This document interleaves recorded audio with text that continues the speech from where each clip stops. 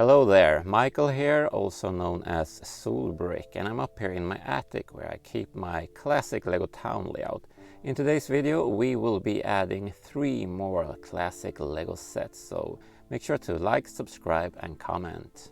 In the previous episode we worked on the middle class residential area with these old basic sets. And now it's time to add some rich people from the upper class of Old Seoul Town.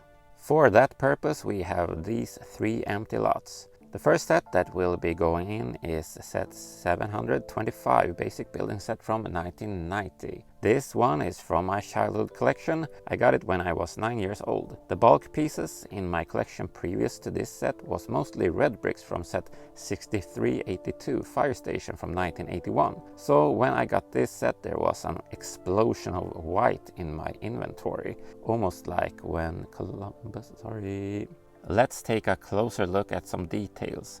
Here's what I think is supposed to be a greenhouse, open on 2 sides to let the hot air out. Or maybe it's just a roof to keep rain from watering the flowers. The palm tree was released just a year prior to this set, back in 1989, as part of the first wave of pirate sets, and oh boy did I think it looked exotic. This tree really adds a richness to being rich. The entrance looks real grand with the 2 pillars that's usually used for lamppost.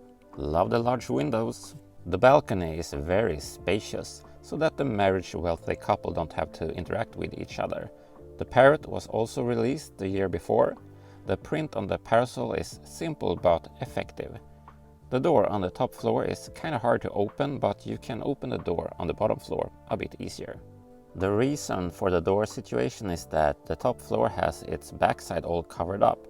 Not that good for playability, but since this is a basic set it was supposed to give us kids more bricks to our inventory, so this is a big plus for the set.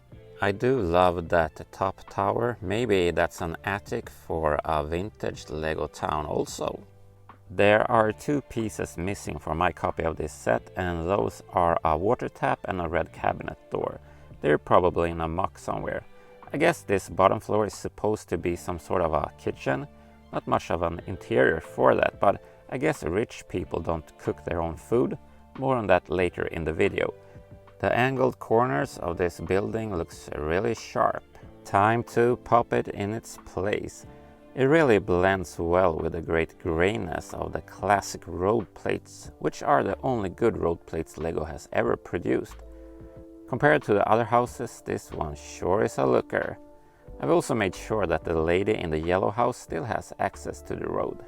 The second set is 6355 Derby Trotter from 1989. I think this is supposed to go next to a racetrack for horses, but I don't believe Lego ever produced a set like that. Its base colors matches the basic house quite well, and rich people do like to waste their money on expensive stuff like horses. The paddock is quite spacious on the inside. The first brown horse was released in 1988 as part of the castle theme. Let's put the trotter fig on the trotter, or whatever this wagon is called. Oh yeah, I forgot the whip. Aren't we all Lego whip members? VIP. Let's take a look at some details.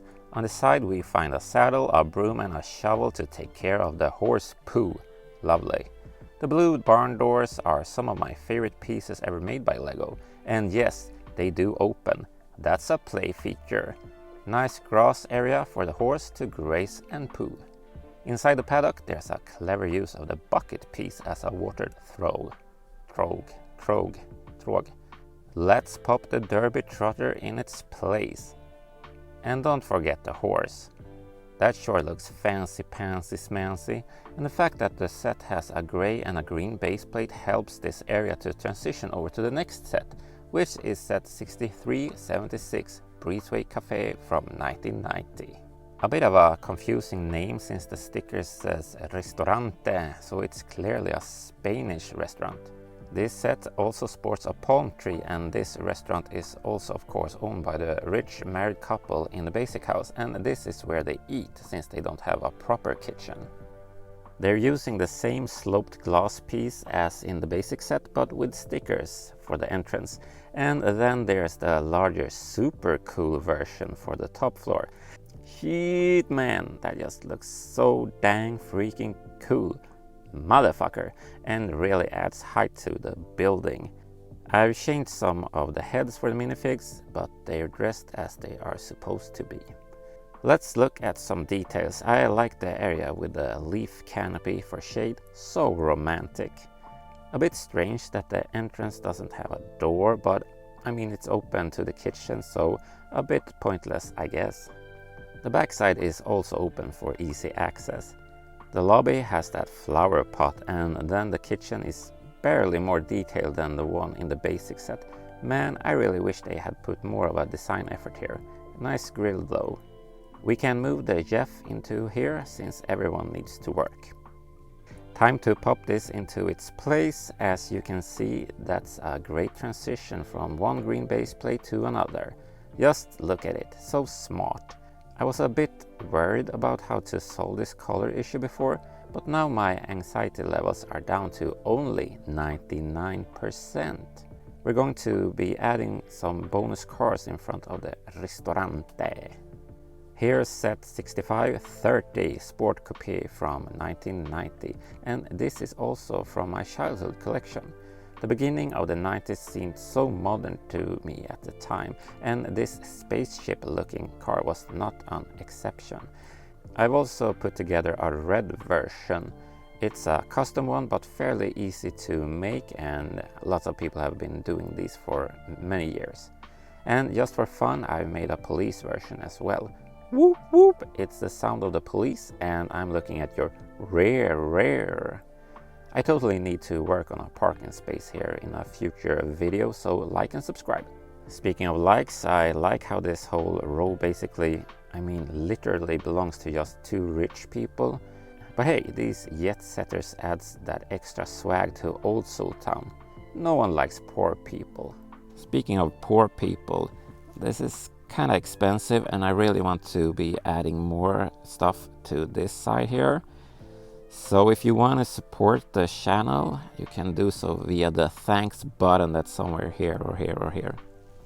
There's also a more serious question for you hardcore Soulbrick Lego fans that are still watching this video, and that is that I kind of feel like it's time to change out the fire station to a newer one, and maybe the same for the police station. Do you have any suggestions for which still classic sets from the 80s or maybe the 90s that I should place there instead? Let me know in the comment sections. And I really think you guys are awesome, so stay away from the nonsense.